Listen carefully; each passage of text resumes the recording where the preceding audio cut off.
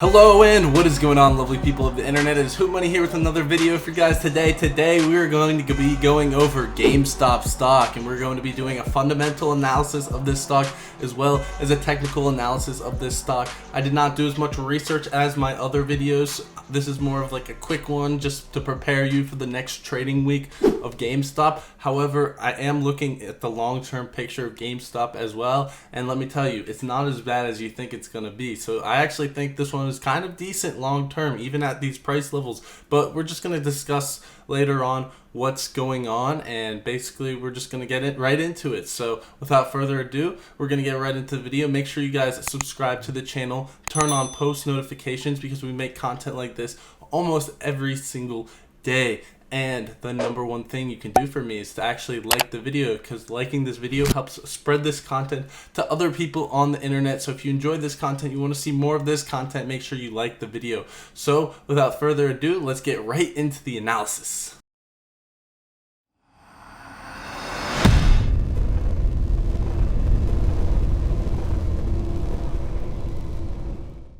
Alright, so here we are on finviz.com. I'm going to do a quick technical analysis based on what they have right here. So as you can see, it's forming this flag pattern and it's converging into a pennant. You can call it a pennant or a flag, whatever you guys want to call it. And basically it's trading right here at the 20 SMA. So I honestly think it could really go up or down to either 250 or 130 within the week. So with a stock like this, it can really go anywhere, but I'm going to do a more detailed analysis on this later using TradingView, so make sure you stick around for that.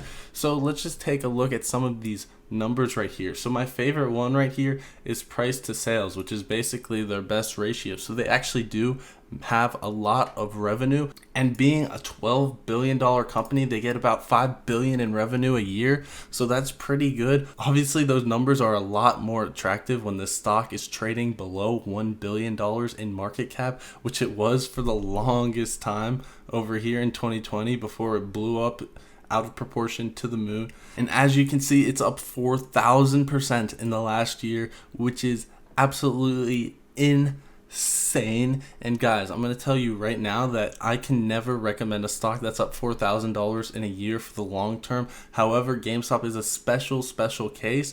It was just shorted to oblivion, and this stock was really truly very undervalued back here when it was trading around like even $20 a share, especially when it was around like $10 a share. This thing was way undervalued. It was at around 700 million in market cap when they make $5 billion a year in revenue alone. So I like that, those two numbers alone just don't make any sense to me. So I don't know how it was trading remotely close to $10 a share. That's just how the shorts put their narrative. So they won for a while, but the stock has made a significant comeback. Now, that all being said, there are a few things on their income statement and balance sheet that we have to go over to make sure that this $5 billion in revenue is going to cut it for the coming years, and I think it could. And what's really weird is this has a negative beta. So I don't really see a negative beta. That means there's a negative correlation. I actually saw a Reddit post discussing how a negative beta actually means the stock is being significantly shorted still. It does say 18% short flow, but people think that since this stock is being significantly shorted through these retail ETFs, it is actually causing the stock to have a negative beta, which is actually very interesting. So that's definitely worth the read. One of the most interesting posts I've seen about GME, honestly.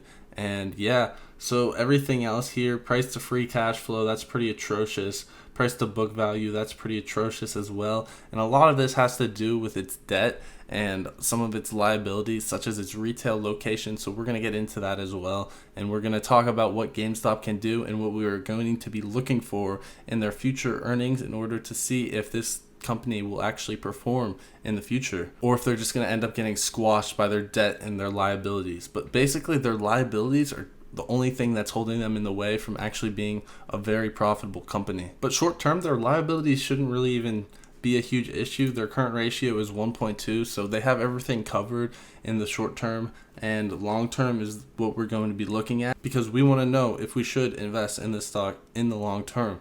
And that's really the question that we are trying to find out. Now, if you're just trying to make some short-term gains on GameStop, I'm going to do some technical analysis. I'm going to try to tell you guys how to spot a breakout on this stock, and it's going to be towards the end of the video.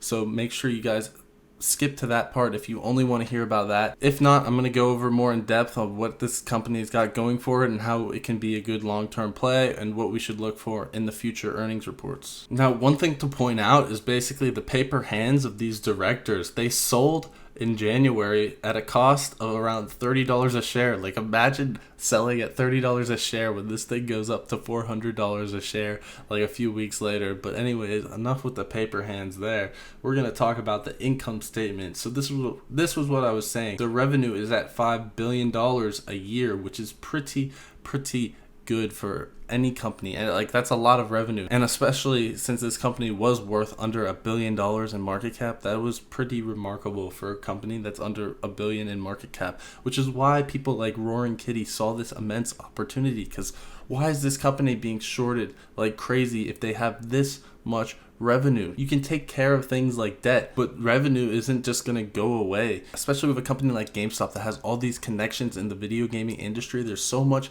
that they can do to even increase their revenue. They can cut out their retail locations. That's the one thing that they need to start doing. And then number two, there's all these apps. There's Epic Games, there's Steam, there's the Microsoft App Store, there's Amazon. There's so many people who can compete in this industry of gaming. So who's to say that GameStop can't just start an app on a computer where you can download games specifically from GameStop? They also just recently started selling graphics cards, which is also huge. Like, there's a lot this company can do, especially in their e-commerce business, to really improve in the future and improve on costs as well. These retail locations are dead weight, so a lot of this debt that's outstanding for GameStop can really go down going forward. And with that, we're going to move over to the balance sheet to talk more about what they can do about this long-term debt. So something that stood out to me is that from 2019 to 2020, their cash and cash equivalents have gone down a remarkable amount. So it's gone down from 1.6 billion to 500 million. So a lot of where this cash has gone was to not only paying down debt. So they paid down some of their debt. As you can see, the long-term debt has decreased by about 200 million, which is really good. We want to see that debt go down. And their total debt has gone down by about 100 million. Looks like they had some other liabilities actually increase throughout the year. So like I've been saying, is we want to see this debt go down. That's one of the only things, as well as their operating expenses. Those are the two things that we want to see go down for this stock. But the other thing is they had a bunch of these senior convertible notes that are due in 2021. So basically what these notes are, they're kind of like a bond that a company issues to people, but they can be converted into shares of stock. So a lot of these bonds got converted into shares of stock, which significantly decreased their cash value. So a bunch of the people who owned these bonds, they wanted to convert them to cash in on the uproar of GameStop stock. So it makes sense that their cash balance went down a lot because of this. Now, I'm not too worried about this because they can definitely raise more money. Like, come on, you really think GameStop can't issue more shares and raise like a few $1 billion? Like, I really think they can, and they can use that to pay down their debt, to close more stores, to improve their e-commerce system. So it'll basically help jet fuel GameStop into the company that it's trying to be. So I think it would be great for this company to do a stock offering. But for you as an investor, that might not be the best thing. For GameStop as a company, they should really be doing this because it'll be like jet fuel, like I said, to get this company on the right path. But for you guys in the short term, it might not be the best thing because that'll definitely bring down the share price if they say they're offering additional shares. And then this was the other thing I wanted to talk about. So their property, plant, and equipment. So a lot of this is due to their leases on their stores. So if they start closing down these stores, that'll be a huge gain in like capital for them to advance their business as well. And right now that's a huge liability, having these property, plant, and equipment, because these stores will not be able to generate nearly as much money as their e-commerce business. Like, the world is going to e-commerce. That's why this stock got shorted to oblivion in the first place. But I really think this company has the connections in order to really excel in the video game field no matter what they do. They're GameStop. Like, GameStop's been around forever. They have a great website. Like, it's very easy to use. I got my Nintendo Switch from GameStop like in 2020. They have relationships with almost every video game producer there is. They have relationships with Xbox, with PlayStation. Now they're getting into the PC industry. Guys, this is perfectly set up to be a great e-commerce brand, so I don't see why they would keep having this deadweight property, plant, and equipment. And they even said that they will be doing this in their 10K filing, which I'm about to bring up right here. You can see they said all of their retail stores are leased. So leases are typically from 1 to 5 years, and then they have renewal options. So I hope they don't renew these leases. I hope they cut this expense out, and that'll significantly decrease their operating expense as well, which is what we want. This is what we want for this company to become profitable once again. We believe that as current leases expire, we'll be able to either obtain renewals at present locations, we hope they don't do that, or be able to close the stores with expiring leases. E-commerce properties, that's what we want to hear. E-commerce properties to improve, if not maintain, profitability. So almost 40% of these leases are expiring in 2021. So that would be half of their dead weight they can get rid of in 2021 if this all goes according to plan. Now, these retail stores do count for a significant portion of their revenue. So I'm not going to say just close all of them and that's that, but over time, I think this is a great step for this company in their transition and their transformation. And as you can see here, their operating expense is also $5 billion. So if they can get this operating expense down, which we've gone over, they can really transform this company into an insanely profitable company. If they can even get this operating expense down to about $4 billion a year and keep this revenue at $5 million steady and even increase the revenue, that would be amazing. If they could increase their revenue like by just even marginal amount and get these operating expenses down to $4 billion a year, I think their stock price is honestly like justified. Like, I'm not even joking. Like, a $10 billion market cap is justified if those numbers actually come to happen. So I'm not a financial advisor, but if this ever gets back down to maybe like $5 billion in market cap, like, I honestly think it's a good investment. Like, I'm not even joking. Like, fundamentally, I think it's a good investment. If this thing gets down to $5 billion in market cap and we see improvements on the operating expenses and revenue, and we see the e-commerce transition happen, and we just see more of a transformation of this company, I really think that this company can be worth its price. And I know it sounds ridiculous for someone to say that GameStop has fundamentals, but I really do see like the logic here. Like, I see the opportunity, and I really wish I looked at this like around like $20 a share, because I never even got into GameStop, and I'm really missing out on this opportunity. All right, last but not least, we're going to take a look at TradingView. I'm going to do a little technical analysis. I drew the same flag pattern that TradingView had up just to see what's going on. There's going to be some converging, and once this thing does pan out, once it converges like this or like this, once it converges like this, once it gets to like the tips, like where my fingers are, then it'll really, like, something's going to happen. Like, that's what everyone's going to be waiting for. Once this thing converges, it's probably going to hit up here at 230 again and bounce and just basically pendulum swing until it gets to the end. And then I think there's going to be like a huge breakout. I don't know what's going to happen, but there's definitely going to be a breakout. So definitely pay attention to that. Looks like it's going to be in like May. That's when it's going to happen. But until then, there's probably going to be reduced volatility of these levels. And then in May, that's when you'll probably see the next big breakout. But in the short term, if we want to predict a breakout, so I'm just going to zoom in over here real quick. So I'm using Bollinger Bands, and Bollinger Bands are a great way to predict breakouts. So when the bands are tight, so you see the bands are really tight right here, that's when a breakout on the upward side or downward side occurs. And right here you can see this green candle. It broke out of the Bollinger Bands, and I'm just going to show this to you real quick. So here's the Bollinger Bands on TradingView. If you use 3 standard deviations, that's a 99% chance that something's going to stay within those lines. So this green shaded region, there's a 99% chance the stock price is going to stay in between that region for each candle. So when you see a breakout outside of this, that means there's only a 1% chance of that happening. So that's a really good sign of increased volume and basically a breakout opportunity. And as you can see, once that did hit here, there was another one where it went outside 99%. And once it did hit here, there was another opportunity where it went way outside of the 99%. So there was a 1% chance of that happening. And it broke out all the way up to almost $500 a share, which is absolutely ridiculous. And as you can see, there was another point where it converged, got very, very tiny, and it broke out here. It went into the 1%, so 1% chance of it going here. And it also showed another breakout. It went from $83 a share to around $180 a share. So if you got in on that, that's 100% gain right there. So this is a great way to predict. And right here, it tightens up again. It breaks out, 1% chance of that happening. Another breakout happens. But here's an example of where it doesn't happen in your favor. So the bands tighten up. It hits right here, 1% chance of this happening, going outside of there. It shows that a downtrend is going to happen. It tightened up right here. It hit outside, 1% chance of it going down here, and downtrend.